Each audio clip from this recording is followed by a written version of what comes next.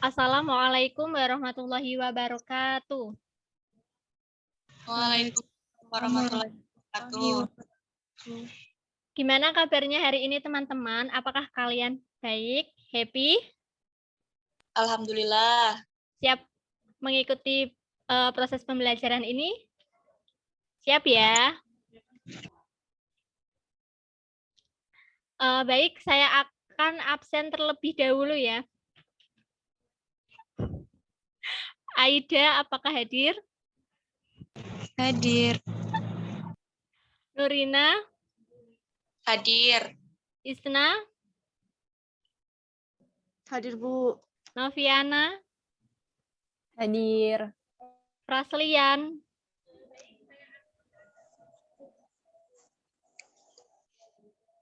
Hadir, Bu. Oh iya, makasih. Rifki? Hadir, Bu. Alfi? Hadir, Bu. Baik, terima kasih. Kali ini akan mempelajari KD 3.3 yaitu mengidentifikasikan permasalahan argumentasi, pengetahuan, dan rekomendasi pada teks eksposisi yang berkaitan dengan bidang pekerjaan yang didengar atau dibaca. Nah, sebelumnya kalian dulu ketika SMP pasti kalian sudah pernah mempelajari teks eksposisi kan? Nah, di kelas 10 ini kita akan mengulas kembali untuk memperdalam tentang teks eksposisi itu apa. Nah, apakah kalian masih ingatkah tentang teks eksposisi itu? Apakah kalian masih ingat enggak? Kalian pasti pernah mengungkapkan sebuah pendapat pada kehidupan sehari-hari. Contohnya kalian sering berpendapat penampilan seseorang, kemudian ingin berpendapat kepada orang tua kalian bahwa ingin menaikkan uang saku karena jajan di kantin sekolah itu naik jajanannya gitu. Kalian boleh berpendapat bahwa di Indonesia juga sudah diperbolehkan berpendapat, tetapi tidak boleh secara anarkis ya teman-teman. Jangan menggunakan kata-kata yang tidak mengenakan hati, apalagi sekarang sudah pada zaman serba digital. Misalnya kita bermain media sosial, kita akan mengetik sebuah komentar. Nah, pada komentar itu kan ada yang positif dan negatif. Nah, disitulah kita akan mempelajari eksposisi bagaimana kita berpendapat yang baik dan benar. Baik, saya akan share screen terlebih dahulu ya.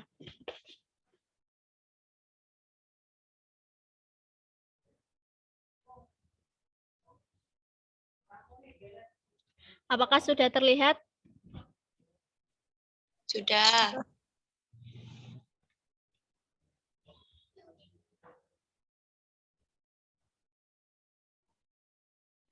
Nah, apa sih teks eksposisi itu? Yaitu teks yang berisi tentang pendapat atau argumen kita terhadap sesuatu agar si pembaca mengetahui informasi yang ingin kita sampaikan. Nah, kemudian lanjut kepada ciri-ciri, yaitu ada ciri-ciri yang informatif, yaitu berisi tentang informasi, kemudian berdasarkan fakta, yaitu jadi dalam menyampaikan sesuatu, kita harus berdasarkan fakta atau keaslian sesuatu yang akan disampaikan dari kondisi yang ada yang mau kita ungkapkan. Nah, kemudian ada berusaha untuk mempengaruhi. Di sini sebenarnya kita menulis teks eksposisi sedang berusaha untuk mempengaruhi pembaca. Nah, kemudian memakai bahasa yang baik dan benar sesuai dengan ejaan bahasa baku. Misalnya dalam kehidupan kita sehari-hari kalian berpendapat tidak menggunakan bahasa baku atau mungkin kalian berkomentar di medsos menulisnya itu kalian tuh menyingkat gitu loh, pakai tulisan yang singkat. Nah, itu tidak boleh kalau dalam bahasa Indonesia dalam menulis teks eksposisi. Kemudian struktur teks eksposisi. Yang pertama itu ada tesis. yaitu merupakan pengenalan isu pada bagian awal dari teks eksposisi.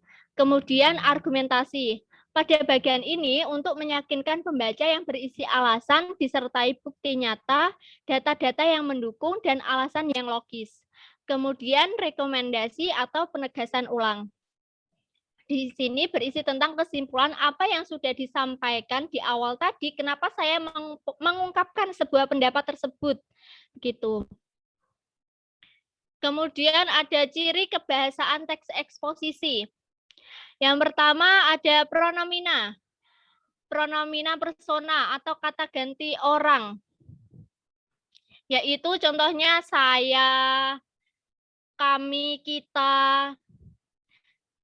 Kemudian konjungsi, yaitu waktu, temporal, sebab, akibat, dan lain-lain. Ketiga, ada kata leksikal, kata yang maknanya sesuai dengan barang atau benda tersebut.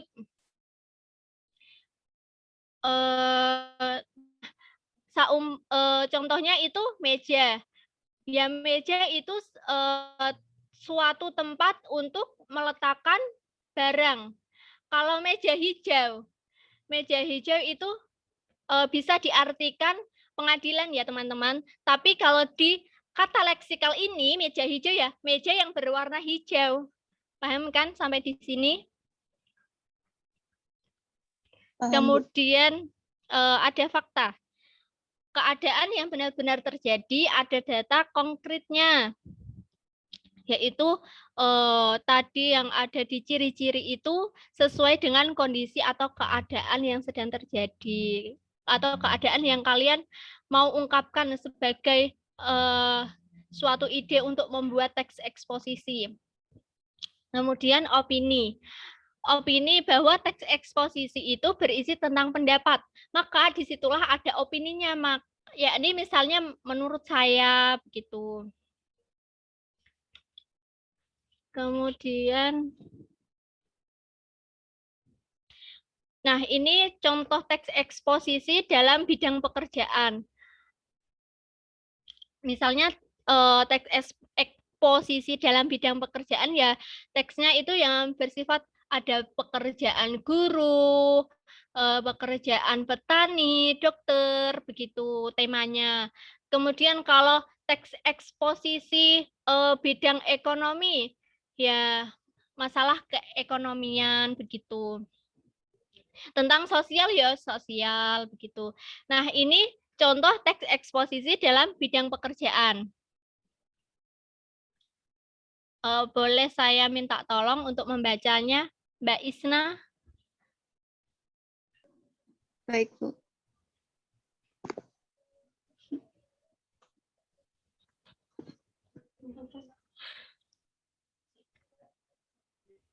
Contoh teks eksposisi. Pertanian adalah kegiatan pemanfaatan sumber daya hayati yang dilakukan manusia untuk menghasilkan bahan pangan, baku industri atau sumber energi, serta mengelola lingkungan hidupnya. Kegiatan pemanfaatan sumber daya hayati yang termasuk dalam pertanian bisa dipahami orang sebagai budidaya tanaman atau bercocok tanam serta pembesaran hewan ternak atau raising. Meskipun cakupannya dapat pula berupa pemanfaatan mikroorganisme dan bioenzim dalam pengolahan produk lanjutan seperti pembuatan keju dan tempe atau sekedar ekstraksi semata, seperti penangkapan ikan atau eksploitasi hutan. Bagian besar penduduk dunia bermata pencaharian dalam bidang-bidang di lingkungan pertanian. Namun pertanian hanya menyumbang 4% dari PDB dunia. Sejarah Indonesia sejak masa kolonial sampai sekarang tidak dapat dipisahkan dari sektor pertanian dan perkebunan. Karena sektor-sektor ini memiliki arti yang sangat penting dalam menentukan pembentukan berbagai realitas ekonomi dan sosial masyarakat di berbagai wilayah Indonesia. Berdasarkan data BPS tahun 2002, bidang pertanian di Indonesia menyediakan lapangan kerja bagi sekitar 44,3% penduduk, meskipun hanya menyumbang sekitar 17,3% dari total pendapatan domestik bruto. Baik, terima kasih Mbak Isna. Berhenti dahulu ya. Nah, pada contoh teks eksposisi pada paragraf pertama tersebut, yaitu dinamakan tesis. Kenapa pada paragraf pertama tersebut, yaitu adalah pengenalan isu di bagian dari awal teks eksposisi, di mana pada bagian ini mengenalkan isu yang akan kita sampaikan. Nah, pada paragraf kedua merupakan struktur argumentasi. Pada bagian ini biasanya disertai dengan fakta karena argumentasi ya teman-teman, akan diberikan alasan. Nah, di sini pada paragraf 2 sudah jelas, sudah ada faktanya, yaitu menyumbang 17,3%, berarti sudah ada faktanya. Berarti ada data-data yang mendukung gitu loh, agar pendapat kita itu nanti bisa meyakinkan orang lain dengan alasan yang logis tentunya. Kemudian bolehkah Mbak Nurina saya minta tolong untuk dibaca pada paragraf ketiga ini? Baik. Kelompok ilmu-ilmu pertanian mengkaji pertanian dengan dukungan ilmu-ilmu pendukungnya. Karena pertanian selalu terikat dengan ruang dan waktu, ilmu-ilmu pendukung berupa seperti ilmu tanah, meteorologi, teknik pertanian, biokimia, dan statistika juga dipelajari dalam pertanian. Usaha tani adalah bagian inti dari pertanian karena menyangkut sekumpulan yang dilakukan dalam budidaya.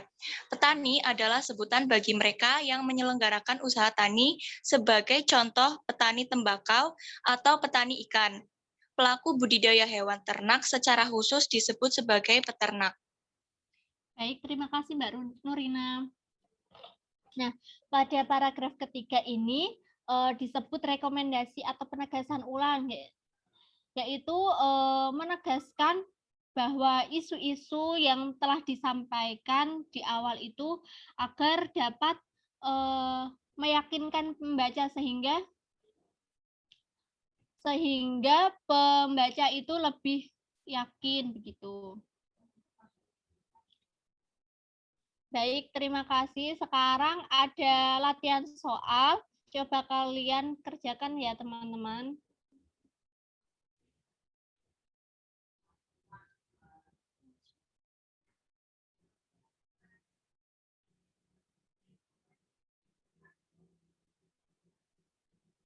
Nah, ini ada latihan soal.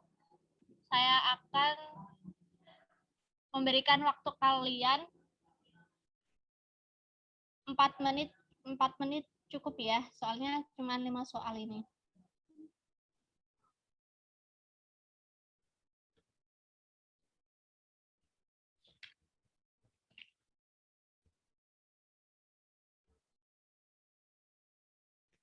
Udah selesaikah teman-teman? Sudah selesai, Mbak Nurina ngerjainnya udah selesai, Mbak Isna, Praslian.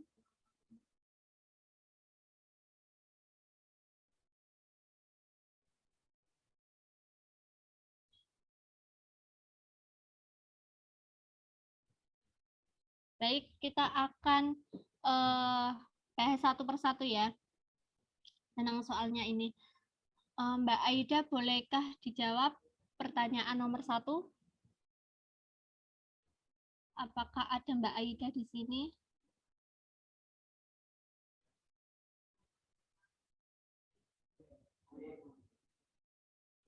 Mbak Aida.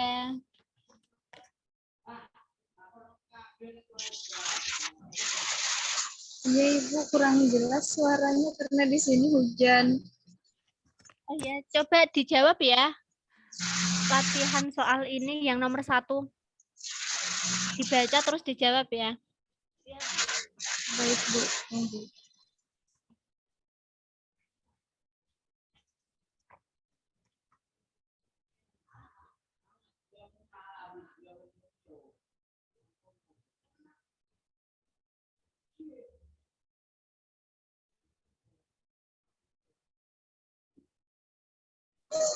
Jawabannya B, Bu. Boleh dibaca dengan keras Mbak Aida biar teman-temannya mendengar. Soalnya nomor 1. Berikut ini yang membedakan teks eksposisi dengan teks lainnya adalah jawabannya B. teks eksposisi menyajikan berita dengan akurasi terpercaya. Baik, nah, betul. Yakni jawabannya teks eksposisi yang menyajikan berita dengan akurasi terpercaya. Baik, kemudian soal nomor 2, bisakah dibaca Mbak Kiki? Apakah ada di ruang ini? Ada, Bu. Mohon maaf, di sini sedang mati lampu. Jadi kameranya saya matikan. Ya, tidak apa-apa, Mbak. 2. Berdasarkan kutipan teks eksposisi di atas, manakah pendapat yang sesuai dengan teks tersebut? Baik, saya akan tunjukkan ya teksnya. Dibaca yang keras ya, Mbak Rifki.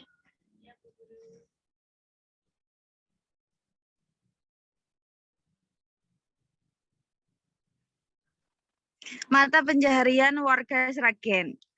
Dampak dari semakin meningkatnya jumlah penduduk adalah semakin besarnya kebutuhan pokok sehari-hari. Dengan begitu, masyarakat harus lebih keras lagi untuk mencari rezeki tambahan. Salah satu mata pencaharian yang banyak dipilih masyarakat adalah berjualan di pinggir jalan alias pedagang kaki lima. Biasanya yang dijual adalah nasi, es buah, dan lainnya. Di Sragen, banyak masyarakat yang bekerja sebagai pedagang kaki lima. Biasanya pedagang akan berjajar di sepanjang jalan pada malam hari. Dengan begitu, para pembeli akan datang untuk membeli barang dagangan mereka. Para pedagang kaki lima sudah paham mengenai wilayah yang tergolong strategis untuk dijadikan tempat jualan. Dengan begitu, mereka dapat meraup keuntungan besar setiap harinya, khususnya ketika malam minggu dan juga hari libur telah tiba. Pastinya akan banyak pundi-pundi uang yang akan mereka dapat. Ada berbagai dagangan yang dijual oleh pedagang kaki lima, mulai dari bakso, lalapan, sate, makanan ringan, kopi, minuman soda, dan sebagainya. Semua makanan dan minuman yang ditawarkan tersebut dijual dengan harga terjangkau. Hal ini karena dalam harga tersebut tidak ada pajak sewa yang dikenakan kepada pembeli. Saat ini, lapangan pekerjaan semakin susah untuk dicari. Hal ini karena jumlah pelamar tidak sebanding dengan lapangan pekerjaan yang tersedia.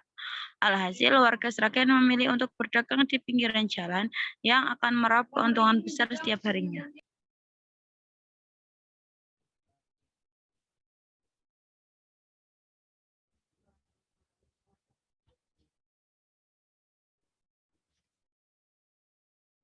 Sudah, Bu. Baik, jawabannya apa Mbak Rifki?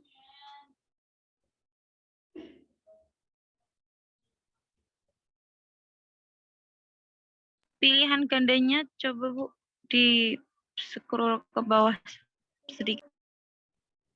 Ya.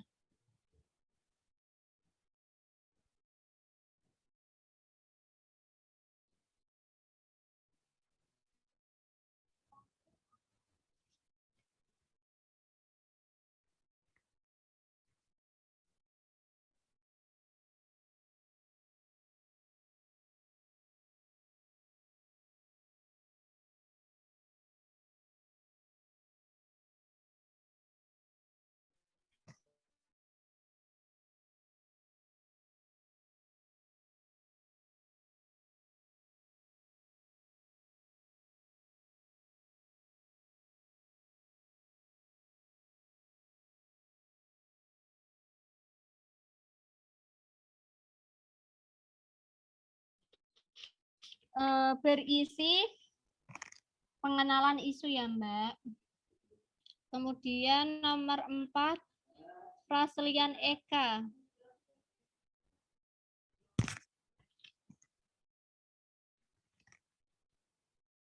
Apakah ada?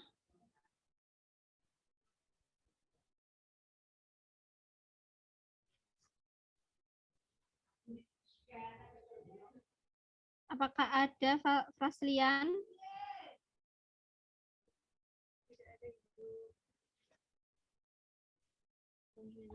Kita kembali lagi ya. Coba Mbak Aida dibaca lagi Mbak. Nomor 4. Apakah masih ada di ruangan Mbak Aida? Masih, Bu. Baik, nomor 4. Dalam teks eksposisi, keberadaan data menjadi hal yang baik untuk membuat teks tersebut semakin meyakinkan. Contoh kalimat yang menunjukkan data adalah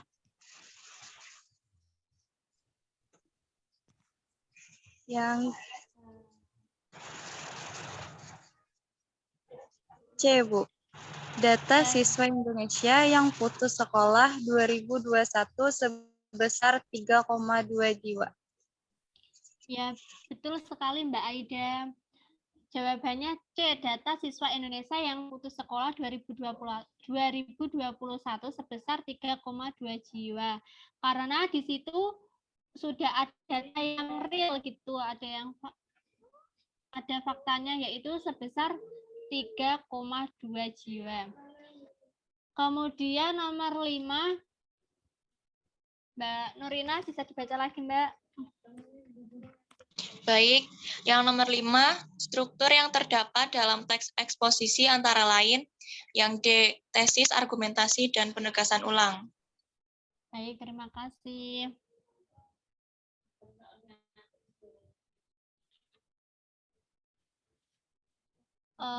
Mungkin pertemuan kali ini sudah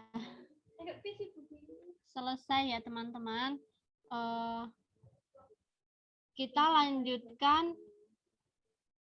minggu yang akan datang lagi. Nah, ini ada tugas PR, di buku kalian silahkan dikerjakan, minggu depan dikumpulkan ya. Baik, Ibu. Baik, saya akhiri.